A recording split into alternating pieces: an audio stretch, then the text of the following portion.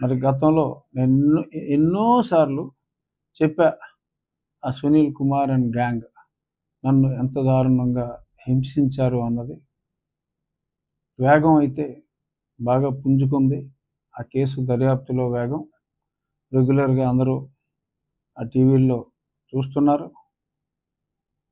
మరి గత వారం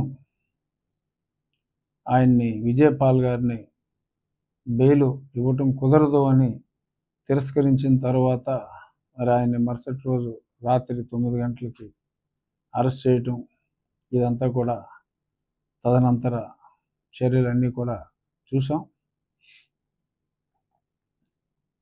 మరి ప్రభావతి గారని చెప్పి ఆ రిపోర్ట్లు మరి వీళ్ళు సునీల్ కుమార్ ప్రోద్బలం మీద రిపోర్ట్లన్నీ తారుమారు తక్కిడిమారు చేసిన డాక్టర్ ప్రభావతి గారు, రిటైర్డ్ ప్రొఫెసర్ డాక్టర్ ప్రభావతి, మరి ఆవిడ కూడా యాంటిసిపేటరీ బెయిల్ కావాలి నాకు, నేను చెప్పినవన్నీ అబద్ధాలు అని ఆవిడ కూడా ఒక అఫిడవిట్ వేశారు. మా లాయర్లు తీసుకున్నారు. మా లాయర్ కూడా అందులో ఇంప్లీట్ పిటిషన్ వేయటం జరుగుతుంది.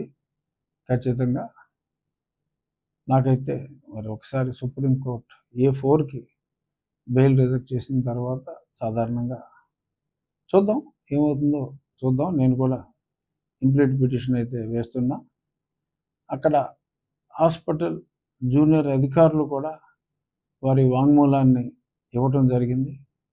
ఈరోజు ఒక న్యూస్ పేపర్లో చదివా, ఎవరైతే ఇద్దరు విఆర్ఓలు మరి ఒక రిపోర్ట్ తయారు చేసుకొచ్చారు, వాళ్ళ విఆర్ఓల సమక్షంలో నేను అంత బాగా ట్రీట్ చేశారు నన్ను, చాలా బాగా ట్రీట్ చేశారు, భలే కంఫర్టబుల్గా ఉంది నాకు ఇక్కడ అని నేను చక్క మెట్లు దిక్కుంటూ వచ్చి, అంటే నన్ను కొట్టేశారు కాబట్టి కాళ్ళు, వాళ్ళు కావాలని అలా కల్పితాలన్నమాట.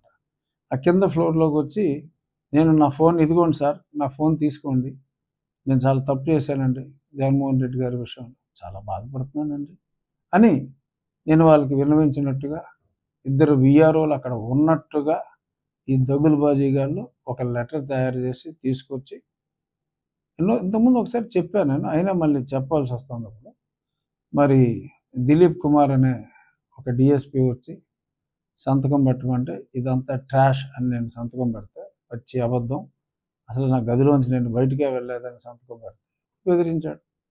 నేను ఎలా మిస్ అయ్యో ఇంక ఇవాళ అవుట్, ఇది నువ్వు పెట్టకపోతే అని రెండో కాగితం సంతకం ఉన్న పోర్షన్ ఆ కాగితం తీసి వేరే కాగితం తీసుకొచ్చి ఇప్పుడు పెట్టంటే మళ్ళీ అదే రాశా. వాళ్ళు నేను ఖండించింది కూడా అక్కడ ప్రవేశపెట్టవలసి వచ్చింది. ఆ తర్వాత మరి ఇంత మునుపు చెప్పారు, మరి నిన్న 164 స్టేట్మెంట్ కూడా వారు ఇచ్చినట్టుగా ఈరోజు ఒక ప్రముఖ దినపత్రికలో చూసాం.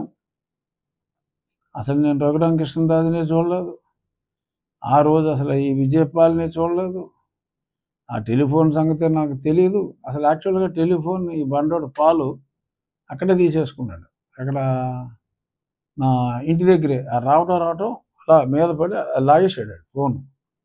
అదేదో అలా లాగటం తప్పు, లాగటం నేరం, అదే డెఫినెట్గా అక్కడ పిక్చరైజ్ చేసిన దాంట్లో ఉండే ఉంటుంది. చాలామంది చూశారు కూడా, విట్నెస్లు ఉన్నారు. అది అప్పుడు తర్వాత వాళ్ళు షూట్ చేసేటప్పుడు మా వ్యక్తి ఒక అతను విజయరామరాజు అని అప్పుడు అనుకోకుండా అక్కడికి వచ్చిన వ్యక్తి సజ్జల రామకృష్ణారెడ్డిని కూడా చూశాడు. బహుశా అదంతా ఐక్లౌడ్లో ఉండొచ్చు. ఇదిగో సజ్జల రామకృష్ణారెడ్డి అంటే మరి అప్పుడు వుడ్లాండ్ షూ ఏదో వేసుకున్నాడంట విజయపాలు. ఆ వాడిని వెనకాల ఉన్న నా ఇంటి పక్కన వెనక ఉన్న గార్డెన్లోకి తీసుకెళ్ళి ఆ గుండెల మీద తన్నాడంట. ఆ తన్నేటప్పుడు అతను చూశాడు వుడ్లాండ్ షూ అని. మరి అంత దారుణంగా మరి అతను గుర్తుపట్టినందుకు సజ్జల్ని మరి ఇంత దారుణంగా గుండెల మీద తన్నాడు విజయపాల్. ఇలాంటి అకృత్యాలు చాలా చేశాడు ఆ రోజు. పరాకాష్ట ఏంటంటే ఇదిగో వీళ్ళిద్దరూ సమక్షంలో ఇదంతా రాశానని, అదంతా బోటకం అని చెప్పి మరి 164 స్టేట్మెంట్స్ కూడా ఉన్నాయి. మరి Shrimati doctor Prabhavati, wife of lawyer advocate Ravi who belongs to YSR Congress party even now, మరి ఆవిడ గారేమో చిచ్చి నాకేం తెలియదు, మా డాక్టర్లు అసలు నేను గైనకాలజిస్ట్ని, అసలు నాకు సంబంధం ఏంటి? మా డాక్టర్లు ఏదైతే అది ఇచ్చారు, అది ఇచ్చాను నేనని చెప్పి ఆవిడ చెప్తుంది. డాక్టర్లు కూడా చాలా స్పష్టంగా ఇది కరెక్ట్ కాదు.